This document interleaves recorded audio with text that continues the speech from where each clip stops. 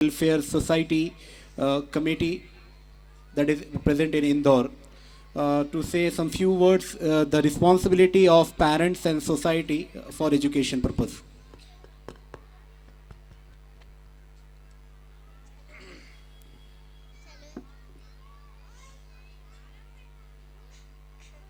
सबसे पहले हम सब प्यारे आका सल्लल्लाहु अलैहि वसल्लम की बारगाह में दरूद पाक का नजराना पेश करें।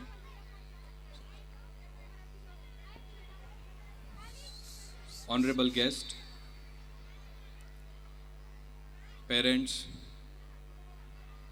टीचर्स, ख़ास तौर पे बच्चे, मैं आप सभी का तहे दिल से मुबारकबाद देता हूँ आप सभी को कि आप लोगों ने इतनी प्यारी महफिल सजाई और इतने खूबसूरत अंदाज में इन बच्चों ने परफॉर्मेंस दी। और सबसे ख़ास तो ये जो 3 बच्चियाँ जो रिप्रेजेंट कर रही है अपने स्कूल को, ये मामूली बात नहीं है। अच्छों के पैर लड़खड़ा जाते हैं जब वो एक मजमे के सामने आते हैं।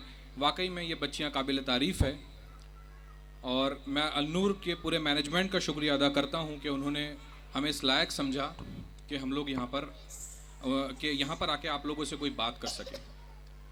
मेरा नाम सैयद नाज़िम अली है और जैसा कि सर ने बताया कि हम लोग इंदौर से ताल्लुक़ रखते हैं। आप लोगों ने हमेशा देखा होगा अल-नूर के पैम्फलेट्स अब उसमें पोस्टर्स में, उसमें हमेशा in association with Markaz and Pakeeza. तो हम यहाँ पर मरकज़ सक़ाफ़त सुन्निया केरला और पाकीज़ा एजू ग्रुप को रिप्रेजेंट करने के लिए आए हैं। हमारे पास चूँकि वक्त कम है, भूख भी लगी है, हालांकि मैनेजमेंट ने समोसे का इंतज़ाम किया है। और आते आते मैंने इमरान भाई से पूछा था, इमरान भाई बाकी सब तो ठीक है, कुकर बिरयानी कब तक अवेलेबल रहेगी? तो नागपुर की मशहूर बिरयानी। एक शायरी बड़ी अच्छी मैंने पढ़ी अभी कि फिर भेज दे अबाबील का लश्कर ए खुदा। पेरेंट्स प्लीज़ तवज्जो चाहूँगा आप लोगों की कि फिर भेज दे अबाबील का लश्कर ए खुदा, तेरे घर के पास फिर से दुश्मनों की साजिशों का ज़ख़ीरा है। अभी हम लोगों ने एक्ट देखा जिसमें बच्चियां अबाबील बनी, तब बैठे बैठे जहन में यह बात आ रही थी कि बारी ताला या मौला, तूने उस वक्त अबाबील को क्यों नहीं भेजा जब गाज़ा में उन बच्चों का कत्लेआम हो रहा था। मौला, तूने उस वक्त अबाबील को क्यों नहीं भेजा जब बच्चे यतीम हो रहे थे। बारी ताला, तूने उस वक्त अबाबील को क्यों नहीं भेजा जब माएँ बिलक रही थी।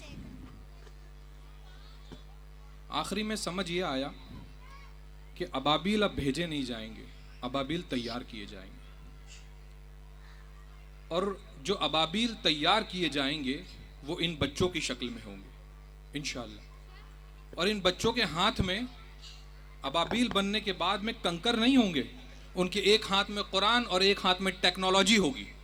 और यही काम अल-नूर कर रहा है, यही काम पाकीज़ा एजुकेशन ग्रुप कर रहा है, यही काम ये सारे इदारे कर रहे हैं जो इन बच्चों के हाथ में कुरान और टेक्नोलॉजी दे रहे हैं ताकि वो हमसाया कौमों के साथ में मिलकर इस मुल्क की तरक्की में कंधे से कंधा मिलाकर आगे बढ़ सके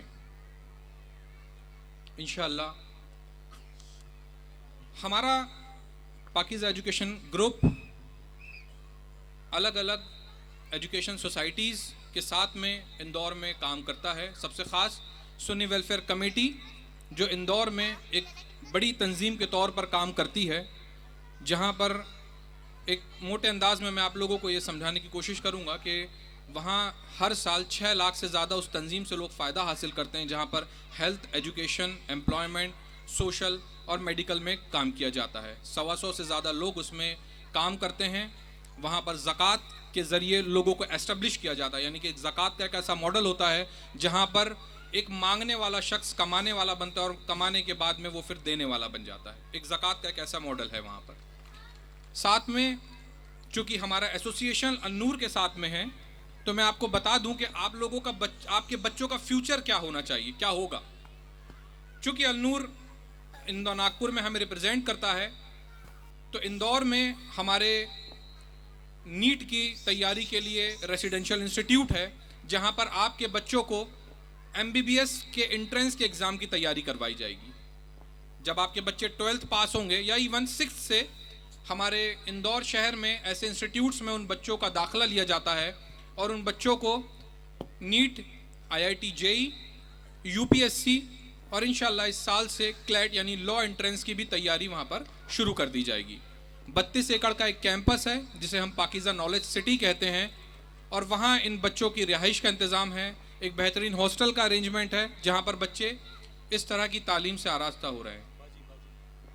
अलनूर इंशाल्लाह जो बच्चे यहाँ पर पढ़ रहे हैं उन बच्चों को ये अपॉर्चुनिटी मिलेगी कि वो बच्चे आने वाले वक्त में अपने फ्यूचर को तय कर सकेंगे कि उनको किस तरफ जाना है, उनको टेक्नोलॉजी की तरफ जाना है या इनफैक्ट अगर उनको कोई स्कॉलर बनना है तो जैसे हमारे साथ में अबू बकर सिद्दीक नूरानी साहब मौजूद थे, आप ख़ुद भी एक बड़े स्कॉलर हैं और आप एक्सक्लूसिव एक इदारा देखते हैं जहाँ पर 8वीं पास बच्चा दाखिला लेता है और 8 साल के इंटीग्रेटेड प्रोग्राम में Tayyaba college of integrated studies में वो दाखिला लेता है और 8 साल में वो आलिम बनता है और साथ में वो दुनियावी एजुकेशन के साथ में मुकम्मल स्कॉलर बन जाता है। पहला बैच वो बच्चे जो आलिम बन चुके हैं वो इस साल इंशाल्लाह लॉ ग्रेजुएट्स हो जाएंगे, यानी कि एक ऐसा वकील मौजूद होगा जज साहब जो शरीयत को भी जानता होगा और कॉन्स्टिट्यूशन को भी जानता होगा। हमारा मकसद यही है कि ऐसे डॉक्टर्स निकले जो इंसानियत को तरजीह दें। वो जब ऑपरेशन करें तो पेशेंट की जेब ना देखें, वो उसके दिल को देखें। ऐसे इरादों के साथ में इन इंस्टीट्यूशन को कायम किया जा रहा है। लेकिन इसमें इन इंस्टीट्यूशंस को बनाने में और तैयार करने में 4 लोगों का बड़ा अहम रोल होता है। सबसे पहले तो मैनेजमेंट, पेरेंट्स, स्टूडेंट्स और टीचर्स, ये चारों को एक छोटा सा मेरा एक मैसेज है। वो मैसेज ये है कि टीचर्स मैंने देखा कि बड़ी मेहनत कर रहे थे अपने बच्चों को तैयार करने में। उनसे मेरी गुजारिश है कि जो बच्चे उनके पास में आ रहे हैं उनको इस तौर पे तैयार करें कि ये वक्त की ज़रूरत है और आने वाली नस्लों के लीडर्स ये बनने वाले हैं। अगर ये जहन में उनके बात रहेगी तो वो इंशाअल्लाह ताला उन बच्चों में से एक सुल्तान सलाहुद्दीन अय्यूबी निकलेगा इंशाअल्लाह ताला, कोई फारूक आज़म निकलेगा, कोई अबू बकर सिद्दीक रज़ियल्लाहु ताला अन्हु निकलेगा।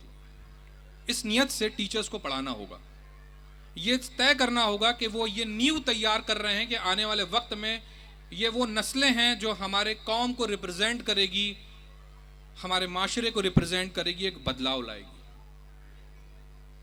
मैं बचपन से नागपुर आता रहा हूँ, मेरे परिवार के बच्चे भी इस स्कूल में पढ़ते हैं।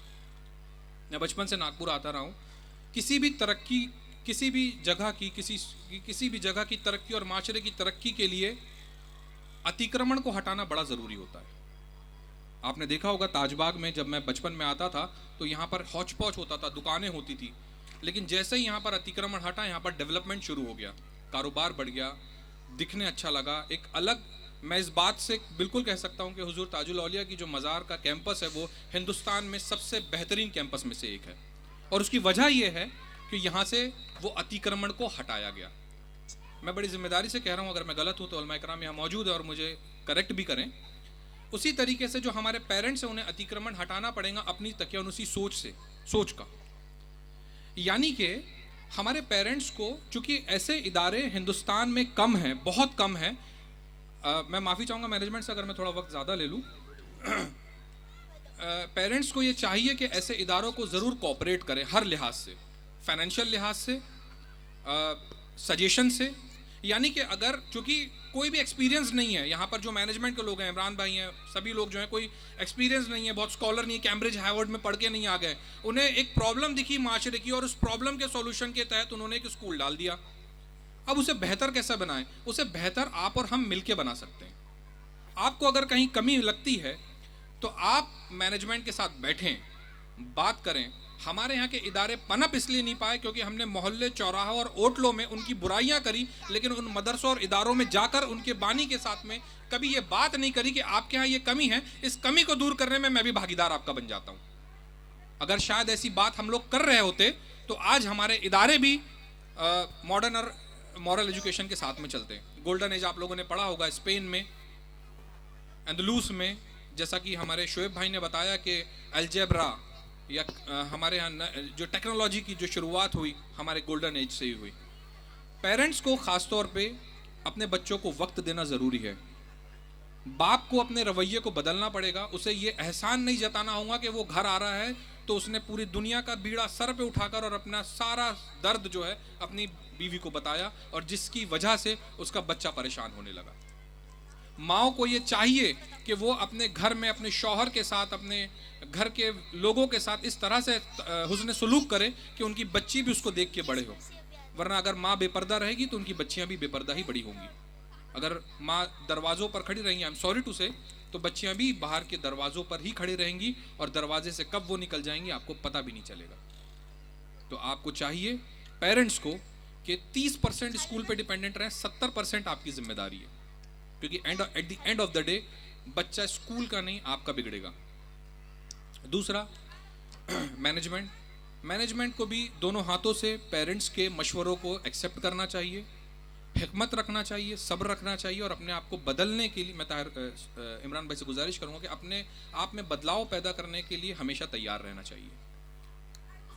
और फिर बच्चे जो अभी तो खैर जहाँ इस स्कूल में जो बच्चे हैं वो तो नर्सरी के हैं, ज़्यादा इतना समझ रखते नहीं, लेकिन बच्चों को भी चाहिए कि वो कंसिस्टेंट रहें, मोबाइल से दूर रहें। जितना ज़्यादा आप लोग जैसा हम लोग देख ही रहे हैं कि मोबाइल एक परेशानी की जड़ बनते जा रही है, जितना ज़्यादा आप लोग बच्चों को मोबाइल से दूर रखेंगे बच्चा उतना ज़्यादा टैलेंटेड और एक्टिव बनता रहेगा।